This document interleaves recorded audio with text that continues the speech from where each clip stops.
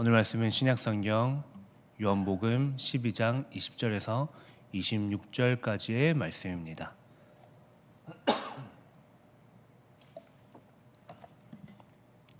우리 다 함께 합독하도록 하겠습니다. 명절에 예배하러 올라온 사람 중에 헬라인 몇이 있는데 그들이 갈릴리 벳세다 사람 빌립에게 가서 청하여 이르되 선생이여 우리가 예수를 배우고자 하나이다 하니 빌립이 안드레에게 가서 말하고 안드레와 빌립이 예수께 가서 여쭈니 예수께서 대답하여 이르시되 인자가 영광을 얻을 때가 왔도다.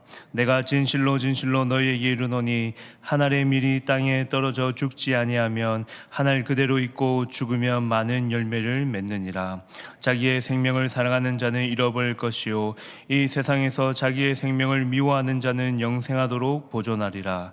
사람이 나를 섬기려면 나를 따르라. 나 있는 곳에 나를 섬기는 자도 거기 있으리니 사람이 나를 섬기면 내게 아버지께서 그를 귀히 여기시리라. 아멘. 오늘 우리가 읽은 본문의 전문맥인 요한복음 20장 12절에서 19절에 예루살렘에 입성하시는 예수님의 모습을 보여주고 있습니다. 수많은 군중에게 호산나 이스라엘의 왕이시여 라는 환호를 받으며 예수님께서 예루살렘 성에 입성하셨습니다. 이는 앞서서 나사로를 살리신 예수님의 능력으로 그 수많은 군중들이 예수님을 향하여서 호산나 이스라엘의 왕이시여 라고 외쳤던 것 같습니다. 물론 그들은 모두 예수님의 오심과 죽으심과 그리고 부활에 대하여 모든 것을 깨달았기 때문에 그렇게 외친 것은 아니었습니다. 다만 그들은 여전히 그들 가운데에 새로운 힘을 발휘하고 자신들의 억눌려 있었던 그런 로마의 식민 지배로부터 벗어나게 해줄 정치적인 메시아를 기대하며 그들은 그렇게 환호하였습니다. 반대로 예수님께서 나귀 새끼를 타고 등장하는 것을 보고 바리새인들의 모습은 여전히 그를 좋지 않게 보았고 그를 거절하였습니다. 그러나 오늘 우리가 읽은 본문에 등장하는 이 헬라인은 그런 유대인의 모습과는 전혀 다른 모습을 보이고 있습니다. 오히려 이방인이었던 헬라인들은 예수님께 접근하고 있기 때문입니다. 아마도 그들은 유대교로 개종한 이방인인 것 같습니다. 그들은 갈릴리 벳세다 출신 빌립에게 예수님을 만나기를 요청합니다. 그러므로 빌립은 헬라인들을 데리고 예수님께 가서 말씀을 듣게 됩니다. 특별히 그들이 예수님에게 접근하는 것은 단순한 접근이 아니었습니다. 왜냐하면 이 접근은 이방인의 첫 열매를 상징적으로 보여주기 때문입니다. 즉 앞으로 헬라인들에게 복음이 전해질 것을 의미 있게 보여주는 장면입니다. 이에 예수님께서 그들이 찾아왔을 때 다음과 같이 말씀하십니다. 인자가 영광을 얻을 때가 왔다. 어쩌면 이런 예수님의 답변은 조금 이상해 보입니다. 왜냐하면 헬라인들은 예수님을 보려고 했지만 때를 언급하고 계시기 때문입니다. 그렇다면 예수님께서 말씀하신 때는 무엇을 의미하고 있겠습니까? 예수님께서는 이전에도 이 때와 관련하여 수없이 언급하셨습니다. 요한복음 2장 4절에 가나 혼인잔치에서 내 때가 이르지 않았다고 말씀하셨습니다. 또한 요한복음 7장 30절에서도 때가 이르지 않았음을 말씀하셨습니다. 그러나 여기서 예수님께서는 이 때와 관련하여 또 언급하는 것을 확인할 수 있습니다. 바로 그때가 왔다고 예수님께서 선포하고 계십니다. 특별히 이 때를 가리켜서 예수님은 영광의 때라고 이야기하고 있습니다.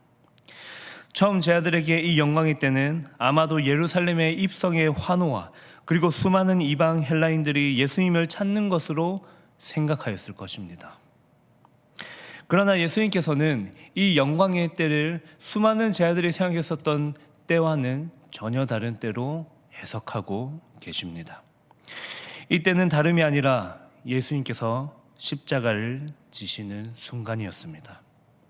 즉 예수님께서 십자가의 죽음을 맞이하는 순간을 예수님께서는 지금 그때를 영광이라고 선포하고 계십니다.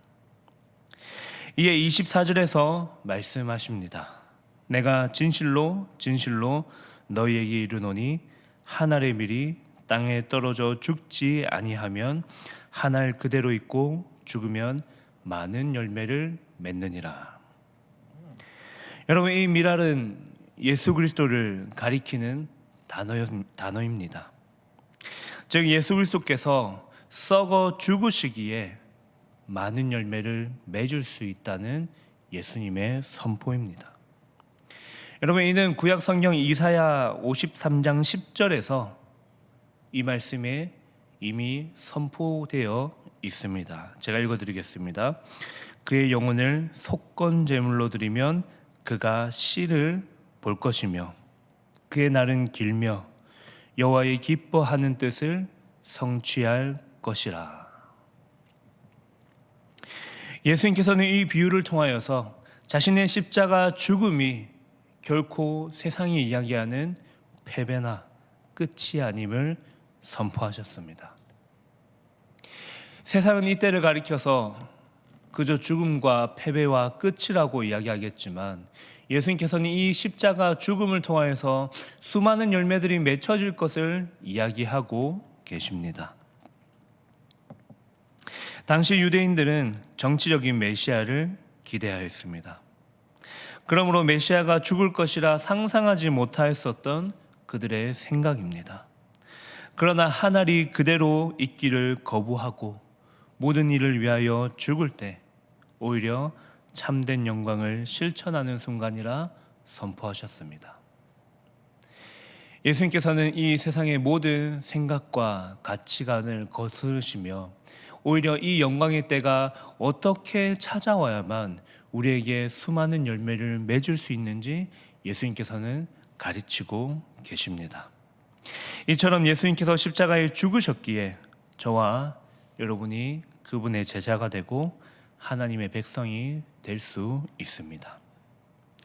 물론 예수님께서는 여기서 말씀을 끝마치지 않으십니다. 예수님의 십자가 죽음으로 인하여서 제자가 된 이들에게 어떻게 하면 자신을 따를 수 있을지에 대해서도 알려주고 계시기 때문입니다. 25절에서 자기의 생명을 사랑하는 자는 잃어버리지만 자기의 생명을 미워하는 자는 영생하도록 보존하겠다고 말씀하십니다.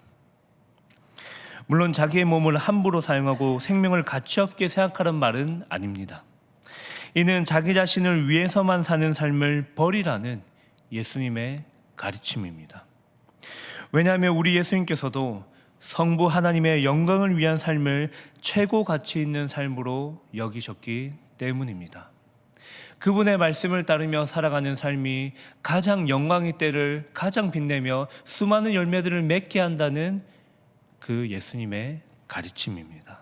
그리고 그 가르침은 예수님께서 너무나도 우리에게 선명하게 이 말씀이 가르치는 바를 확실하게 몸소 보여주셨습니다. 그러므로 이런 삶을 살아가는 사람들에게 예수님께서 26절로 약속하십니다. 사람이 나를 섬기려면 나를 따르라. 나 있는 곳에 나를 섬기는 자도 거기 있으리니 사람이 나를 섬기면 내 아버지께서 저를 귀히 여기시리라. 즉 예수님을 섬기는 자와 예수님의 가르침을 따라 살아가는 그 모든 사람들에게 우리 아버지도 그와 함께 하시겠다 선포하시는 것입니다. 비록 세상에서는 외면당하고 그때가 끝과 패배라고 선포하는 그 세상의 가르침을 넘어서서 이 예수님의 가르침을 따라 살아간다면 우리 주님께서 우리 성부 하나님께서 우리와 함께 계시겠다 선포하신다는 것입니다. 세상의 모든 한정적인 모든 것들의 가치를 넘어서서 이 세상에서 줄 수 없는 수많은 그 가치 없는 것들이 아니라 그 하나님께서 그 유일하신 하나님께서 우리와 함께 하신다는 그 사실이 우리에게 너무나도 큰 위로와 삶의 목표가 된다는 사실입니다.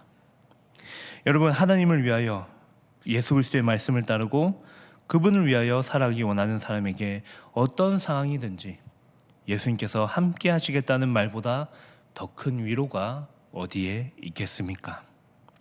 나아가 이것은 영광 중에 함께 하시겠다는 선포입니다. 그러므로 우리도 아버지를 위하여 살아갈 때에 우리도 그분의 영광을 풍성하게 누리게 될 것이라는 예수님의 선포입니다. 그러므로 예수님을 참되게 따라가며 세상이 누리지 못하는 이 십자가의 영광을 풍성히 묵상하시는 저와 여러분이 되기를 바랍니다. 사랑하는 성도 여러분, 이제 말씀을 맺겠습니다. 예수님께서 말씀하십니다. 세상은 이기는 것을 영광이라고 말하지만 주께서는 십자가의 죽음을 영광이라 선포하십니다. 세상은 십자가의 죽음을 헛된 것이라 말하지만 그리스도를 믿는 우리에게는 죽음은, 그리고 그 십자가는 곧 부활의 소망을 가져다 줍니다. 세상은 그리스도를 따르는 삶을 어리석은 길이라 말하지만 우리 주님께서는 자기를 부인하는 자들을 진정한 제자라고 칭해 주십니다. 오늘 우리에게 주어진 모든 삶 속에서 그분의 말씀을 따라 살아가기 원합니다. 세상의 가치와 판단이 아니라 오로지 그분의 제자로 살아가는 저와 여러분이 되기를 바랍니다. 우리 다 함께 말씀을 두고 또 기도 제목을 두고 다 함께 기도하면 좋겠습니다. 기도하실 때에, 오늘 말씀을 두고 기도하실 때에 우리가 십자가의 영광을 붙들며 살아갈 수 있도록 기도합시다. 자기를 부인하고 십자가를 따르는 자들과 함께 해주시겠다고 약속하셨던 주님의 약속을 붙들며 살아갈 수 있게 해달라고 기도하시고 또 함께 기도 제목과 각자의 기도 제목을 두고 기도하시겠습니다.